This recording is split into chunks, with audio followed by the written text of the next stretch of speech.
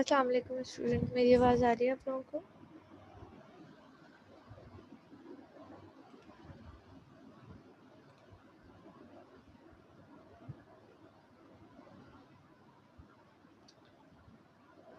ठीक है जी। ओके।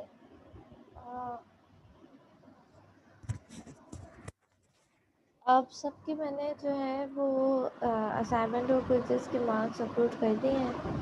तो कुछ लोगों ने तो देख लिए थे तो ग्रुप पे डिस्कशन कर ली थी। अगेन जिन लोगों ने नहीं देखे हैं वो एक दफ़ा देख लें, उसमें कोई भी इशू है तो अभी डिस्कस कर लें। ठीक है, मिड टर्म के मार्क्स मैंने ग्रुप पे आपके साथ शेयर कर दिए थे। वो क्वेश्चन वाइज सॉल्व हुए हैं और मतलब क्वेश्चन वाइज मार्किंग हुई हुई है उसकी। ठीक है, तो आपको उसे देख के अंदाज़ा हो गया होगा कि आपकी कहाँ मिस्टेक है। ठीक है, तो एक दफ़ा ये सारे मार्क्स अपने देख लेना। किसी को भी कोई भी इशू है तो एज सून एज पॉसिबल वो मुझसे डिस्कस कर ले। ठीक है, अगर आपने असाइनमेंट वैसे तो एलएमएस पे अपलोडेड होता है तो ज़ाहिर है मेरे पास रिसीव हो जाता है। फिर भी अगर कोई ऐसा केस है जिसने एमआईएस ब्लॉक होने की वजह से मुझे ईमेल की है असाइनमेंट और मुझे या क्विज़ और मुझे वो नहीं मार्क किया है मैंने, तो काइंडली आप मुझे उसका स्क्रीनशॉट भेज दें तो मैं जो हूँ वो फिर उसको कंफर्म करके फिर मार्क कर दूँगी। ठीक है, अच्छा let's start the session.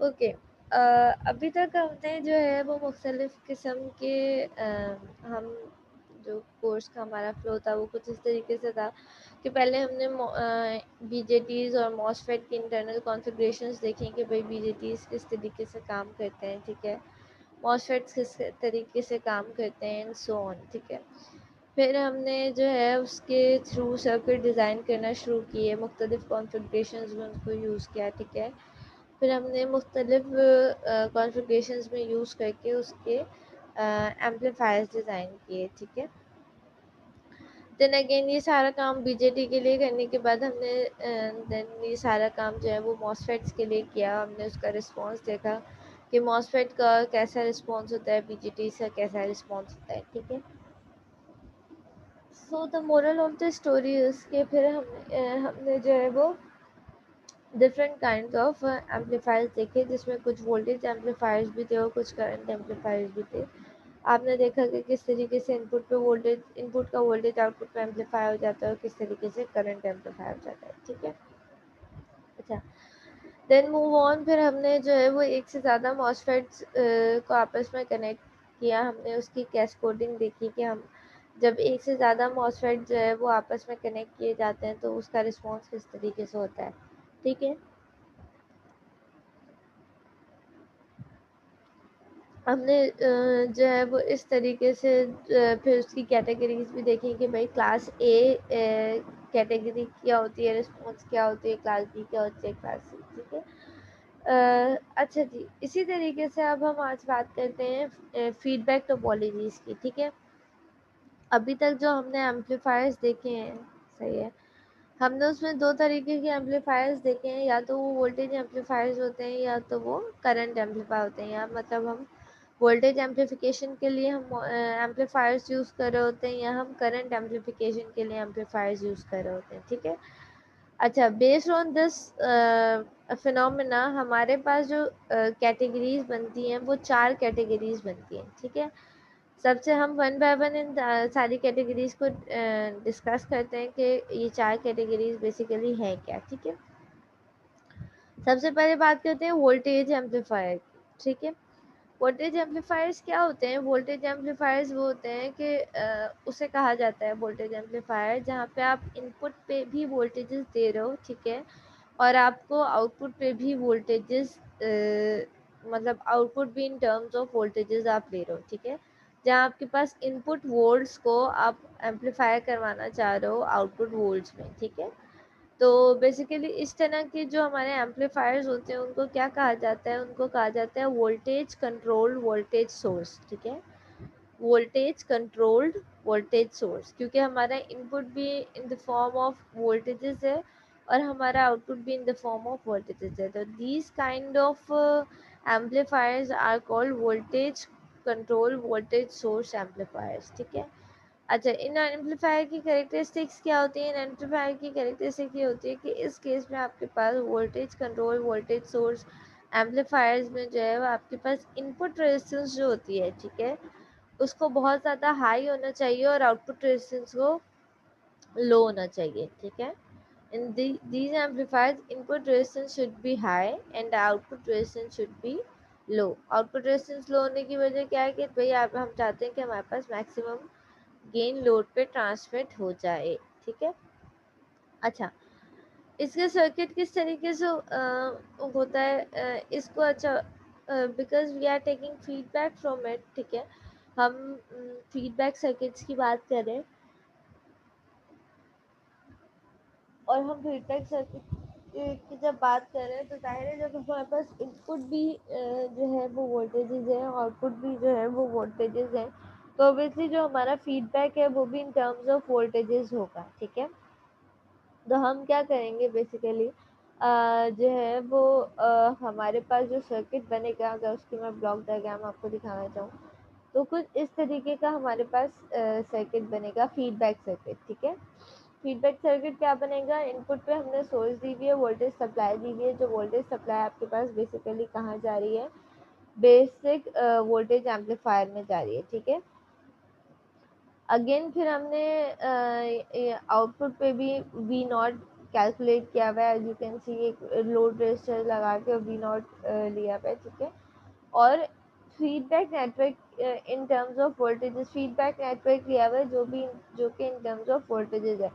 In terms of voltages में ऐसे क्यों कह रही हूँ कि एज यू कैन सी यहाँ पे देखो ये पैरेलली कनेक्टेड है आउटपुट पे, ठीक है।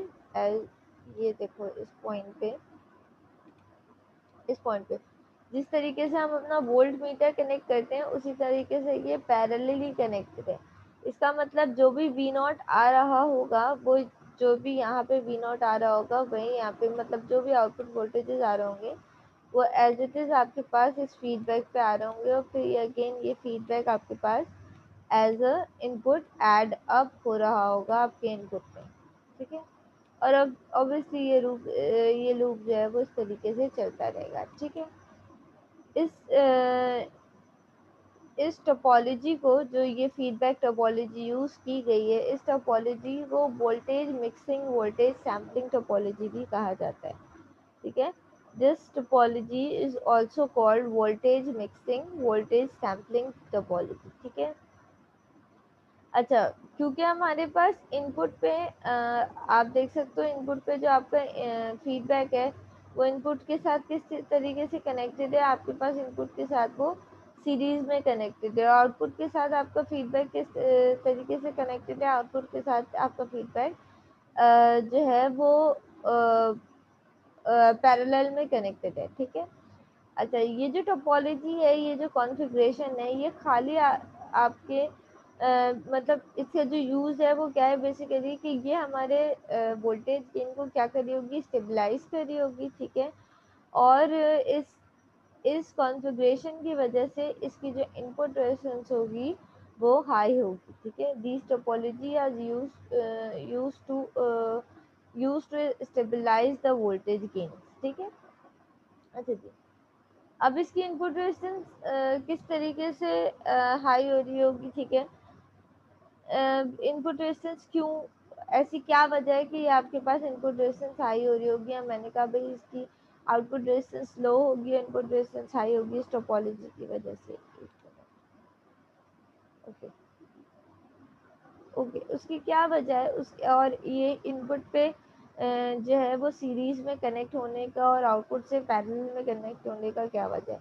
अल्टीमेटली होगा क्या कि किस तरीके से इसकी इनपुट रेजिस्टेंस बनेगी? जब आपके पास वी एफ फीडबैक वोल्टेजेस जो है वो आपके पास फीडबैक जो है वो आपके पास किस में सीरीज में कनेक्टेड है। इसका मतलब कि यहाँ पे ये जो वी एस आ रहा होगा ये इस वी एफ पे भी, मतलब कहने का मकसद ये है कि आपके पास कुछ ना कुछ ड्रॉप इस फीडबैक पे भी आ रहा होगा क्योंकि ये सीरीज में कनेक्टेड है, और ये आपके पास इनपुट जो रिमेनिंग होगा वो आपके पास इनपुट पे आ रहा होगा। कहने का मकसद ये है कि अगर मैं इसको सिंप्लीफाइड करके बनाऊँ तो ये मेरे पास कुछ ऐसा सर्किट बनेगा। ओके, सर्किट बन गया बस।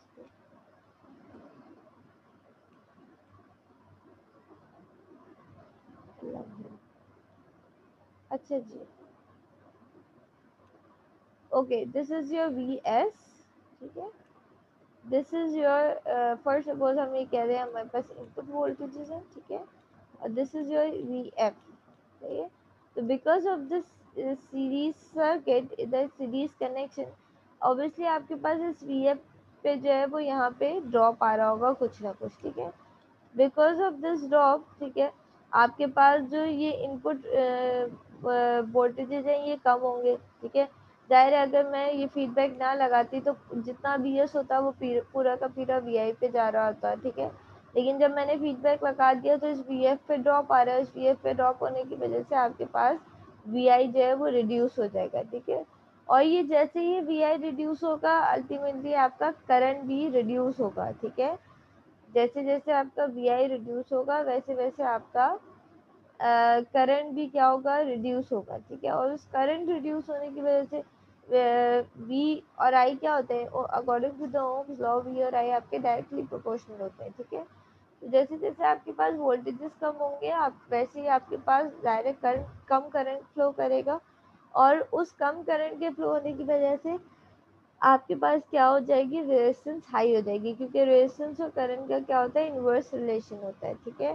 तो इस तरीके से आपके पास जो है वो इनपुट रेजिस्टेंस जो है वो हाई होगी। वजह क्या होगी, इनपुट पे सीरीज कनेक्शन करने का फ़ायदा क्या हुआ, सीरीज कनेक्शन करने से आपके पास फीडबैक पे वोल्टेज ड्रॉप आया।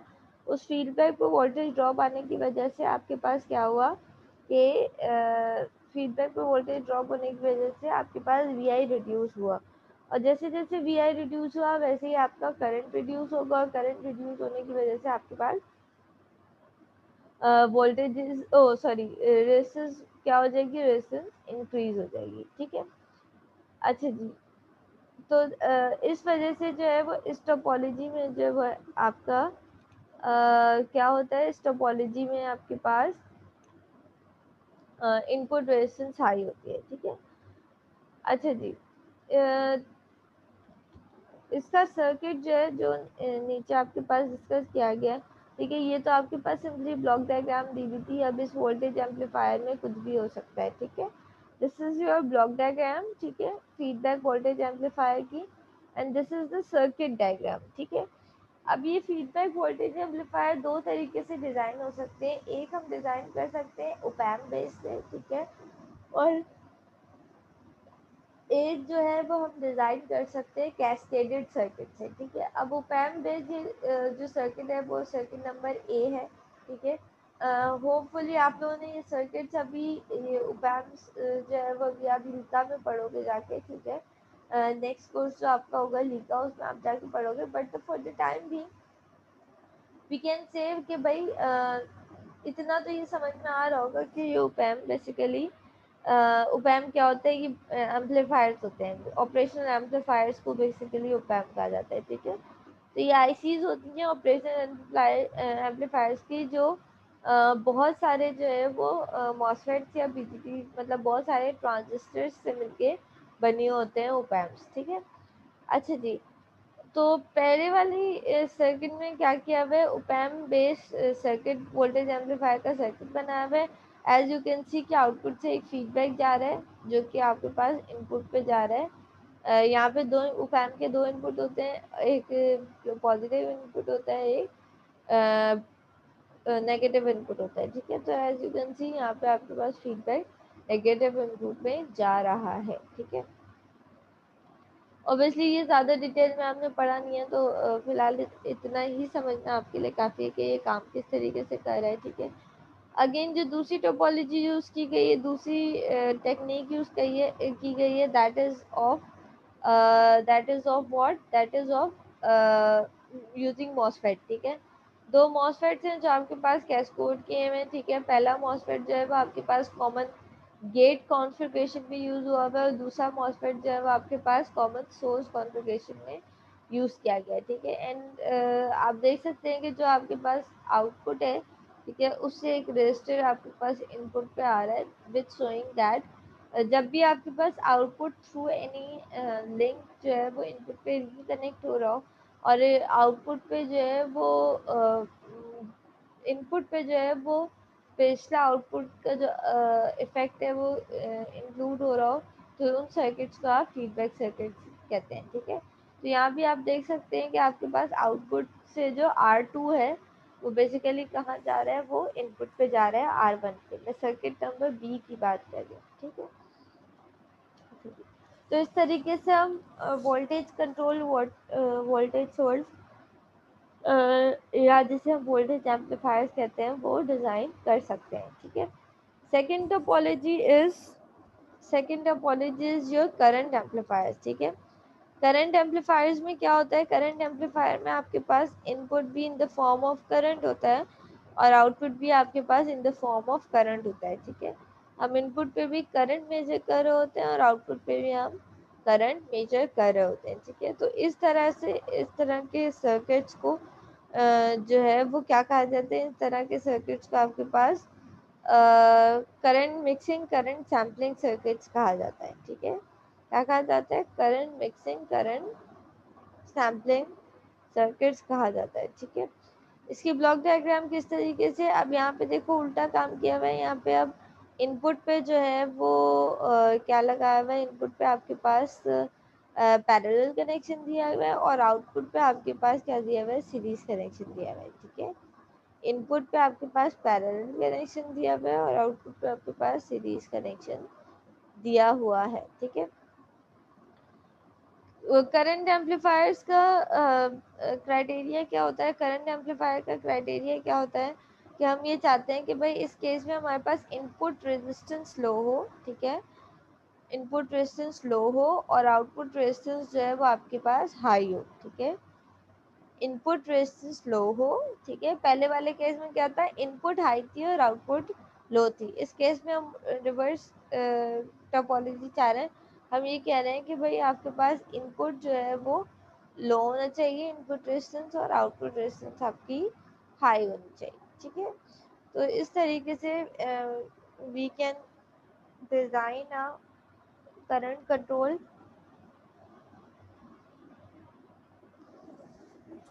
करंट सोर्स एम्पलीफायर्स, या जिनको हम करंट एम्पलीफायर्स भी कहते हैं, ठीक है।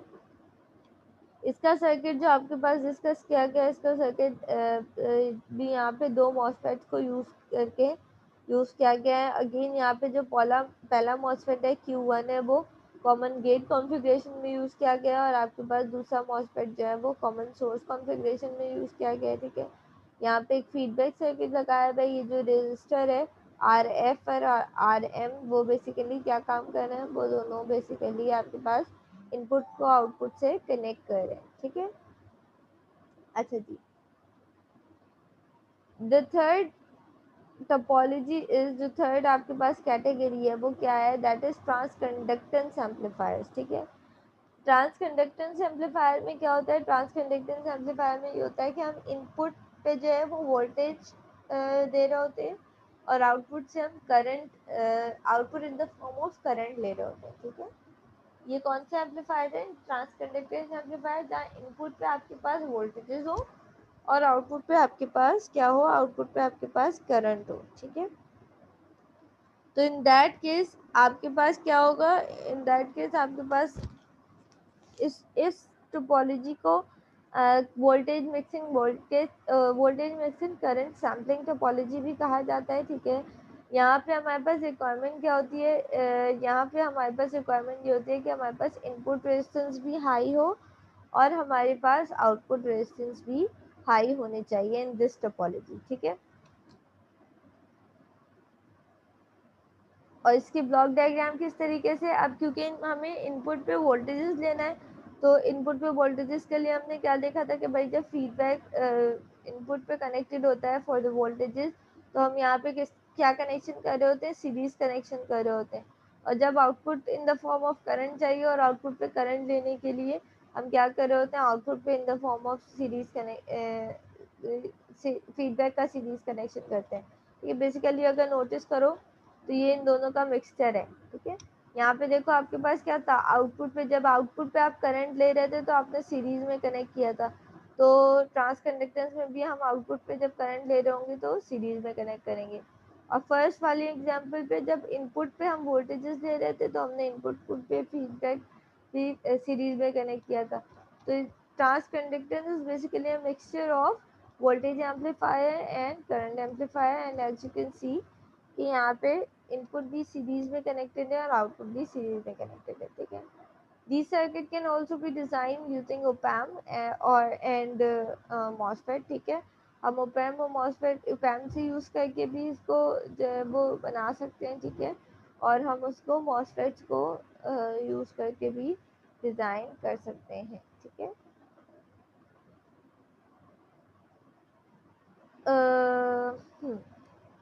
अगेन यहाँ पे आपके पास दो मॉसफेट जिस कॉन्फ़िगरेशन में यूज़ हुए हैं, Q1 जो है वो आपके पास कॉमन गेट कॉन्फ़िगरेशन में यूज़ हुआ है और Q2 जो है वो आपके पास कॉमन सोर्स कॉन्फ़िगरेशन में कनेक्ट किया गया है। और अगेन आपके पास जो है वो क्या किया गया है, आपके पास फीडबैक रेजिस्टर लगाया गया है, RF जिसे कह रहे हैं, ठीक है। अच्छा जी, ये दैट वाज टोपोलॉजी नंबर 3, ठीक है। ये थर्ड कैटेगराइजेशन थी एम्पलीफायर्स की। Now move on to fourth one, ठीक है। फोर्थ वन क्या है आपकी, ट्रांस रेजिस्टेंस एम्पलीफायर, ठीक है। सबसे पहले क्या थे, voltage amplifiers, then current amplifier, then transconductance amplifiers, and now transresistance amplifier, ठीक है। अब इसमें क्या होगा, इसमें आपके पास इनपुट पे करंट होगा और आउटपुट पे वोल्टेजेस होंगे, ठीक है। ये ट्रांस कंडक्टेंस ट्रांस रेजिस्टेंस का रिवर्सल है बेसिकली। ट्रांस कंडक्टेंस में क्या होते थे, इससे पहले वाले में इनपुट पे वोल्टेजेस होते थे और आउटपुट पे से हम क्या कर रहे होते थे, करंट दे रहे होते थे, ठीक है। ट्रांस रेजिस्टेंस में क्या होगा कि इनपुट पे करंट होगा और आउटपुट पे वोल्टेजेस होंगे, ठीक है। इसकी ब्लॉक डायग्राम आप देख सकते हैं। इसको और भी क्या कहा जाता है, हम इसको current mixing voltage sampling circuit भी कहते हैं, ठीक है। As you can see in this block diagram, again ये बिल्कुल पहले दो का कॉम्बिनेशन ही है, ठीक है। आपके पास जब इनपुट पे हमें करंट चाहिए होता है तो हम क्या कर रहे होते हैं, पैरेलल कनेक्शन कर रहे होते हैं। तो एज यू कैन सी यहाँ पे इनपुट से फीडबैक का क्या है, पैरेलल कनेक्शन है, ठीक है। और जब आपको आउटपुट पे वोल्टेजेस चाहिए होते हैं तो हम क्या कर रहे होते हैं, आउटपुट पे वोल्टेजेस के लिए हम आउटपुट के लोड के अक्रॉस पैरेलल कनेक्शन कर रहे होते हैं। जिस तरह से मल्टीमीटर लगता है कि भाई आउटपुट पे कितने वोल्टेजेस आ रहे हैं, जिस तरह से आप वोल्ट मीटर कनेक्ट करते हो, ठीक है। तो यहाँ पे आपके पास इनपुट भी इन टर्म्स ऑफ क्या है, पैरेलली कनेक्टेड है और आउटपुट भी पैरेलली कनेक्टेड है, ठीक है। These types of circuit are called current mixing voltage sampling topology, ठीक है।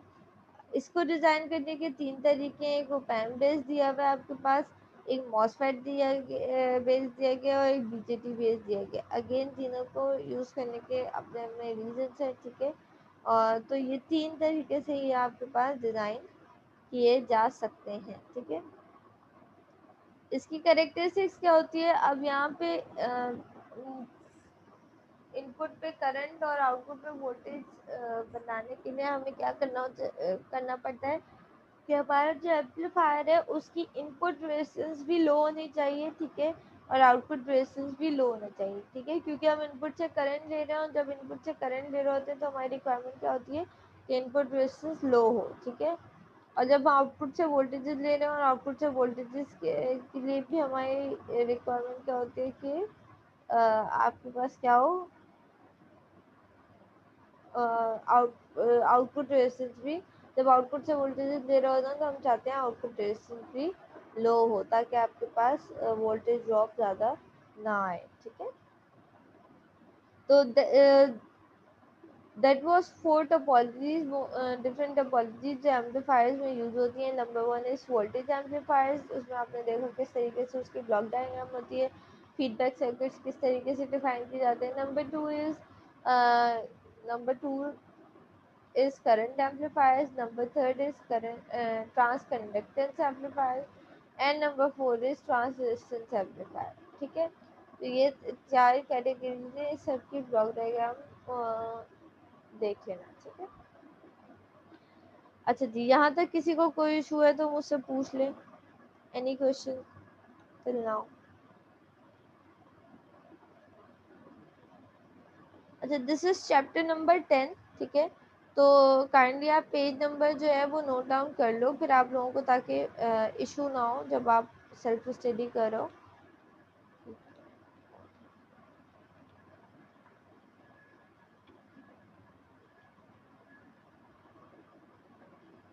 अच्छा जी, okay, write down the page number. It's page number is 814. ठीक है, द पेज नंबर इज 814. उस पे ये आपके पास टॉपिक डिस्कस हुआ है और ये आपके पास लिखी हुई हैं ये सारी बातें जो मैंने आपको बताई है. ठीक है, एक दफ़ा इसको गो थ्रू कर लेना, रीड कर लेना, तो आप लोगों को आसानी हो जाएगी. कोई सवाल है यहाँ तक तो पूछ लो, फिर मुझे एक बात बतानी है, एक बात डिस्कस करनी है. Any question? No ma'am. ठीक है, सुमाइला बेटा आपने बहुत लेट सेशन ज्वाइन किया. It's about to and.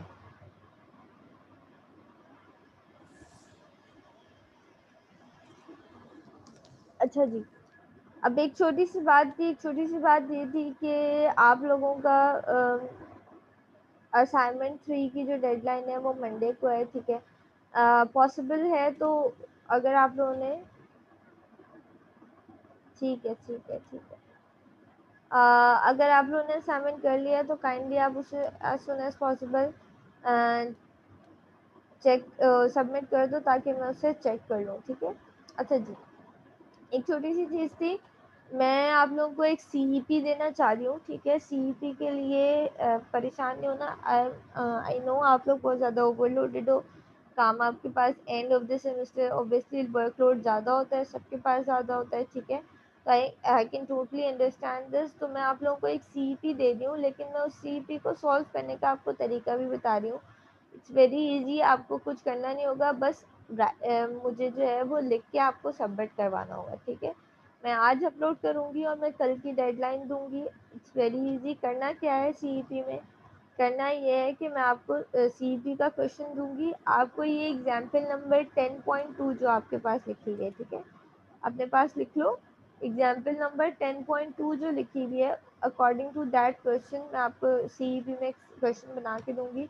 आपको कुछ नहीं करना है, इस एग्जाम्पल नंबर 10.2 को सॉल्व करके, मतलब एज इट इज़ जैसे इसमें लिखी हुई है, डेरिवेशन हुई हुई है, वैसे ड्राइव करके आपने बस असाइनमेंट में सबमिट करवाना है. ठीक है, कुछ भी नहीं करना है, ये एग्जाम्पल नंबर 10.2 को ही देख के सीईपी में लिखना है. ठीक है, क्वेश्चन मैं आपको बना के दूंगी, आज अपलोड करूंगी और कल की डेडलाइन दूंगी. ठीक है, it will be easy for you, सिर्फ आपने देख के लिखना है. ठीक है, और इसको सारे जब देखोगे, इसको एक दफ़ा रीड करोगे तो आपको समझ में आ जाएगी हाउ इट्स वर्किंग. ठीक है, ये बेसिकली करंट एम्पलीफायर का सर्किट है जिसकी डेरिवेशन गेन इक्वेशन निकाली गई है. ठीक है, ये करंट एम्पलीफायर का सर्किट है जिसकी गेन इक्वेशन आपके पास निकाली गई है. ठीक है, उसको देख के सिंपली आपको इसको कॉपी करके और एग्जाम्पल नंबर 10.6 को सॉल्व करके मुझे सबमिट करवाना होगा. ठीक है, हो जाएगा ये, इसमें कोई मसले की बात तो नहीं है.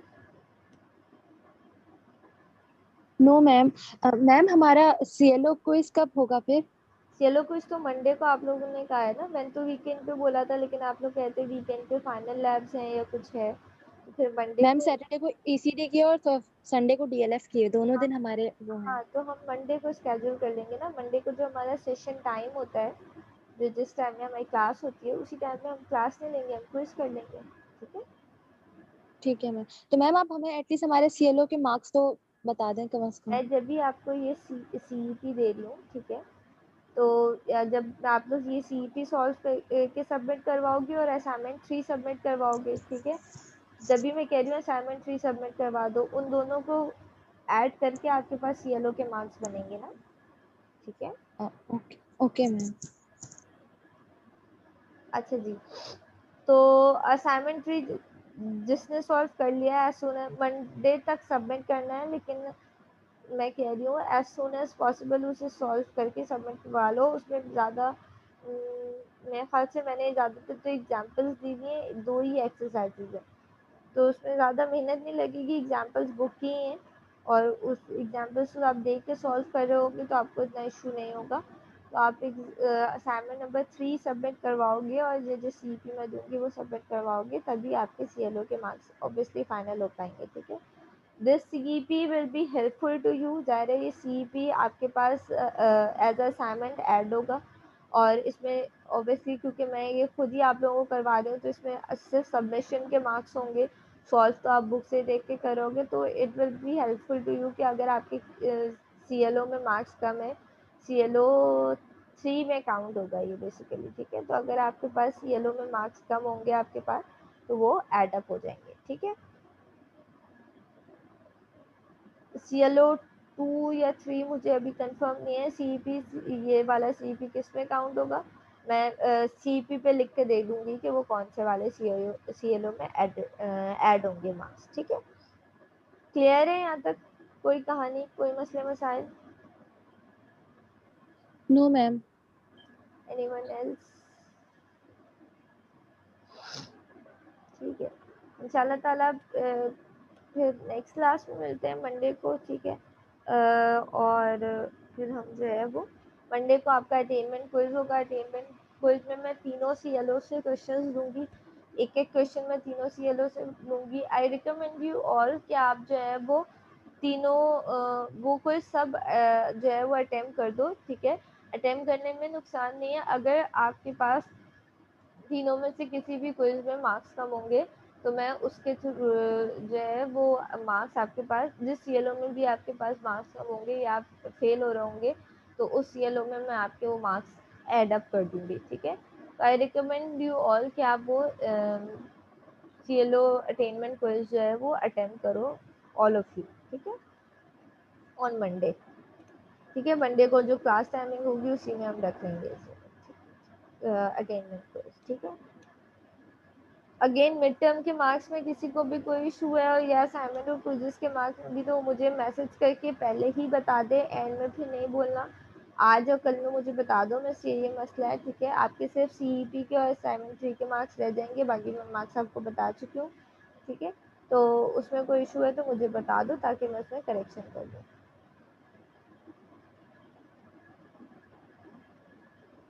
जिसके सारे क्विज में फुल मार्क्स हैं उसको अटेम्प्ट करने की ज़रूरत नहीं है, ठीक है। अगर आपके सारे क्विज में फुल मार्क्स हैं तो इट्स ओके, आप नहीं अटेम्प्ट करो। जिनके मार्क्स कम है या जो क्विजेज में फेल हो रहे हैं, तो वो जो है वो उसे अटेम्प्ट कर लें, ठीक है।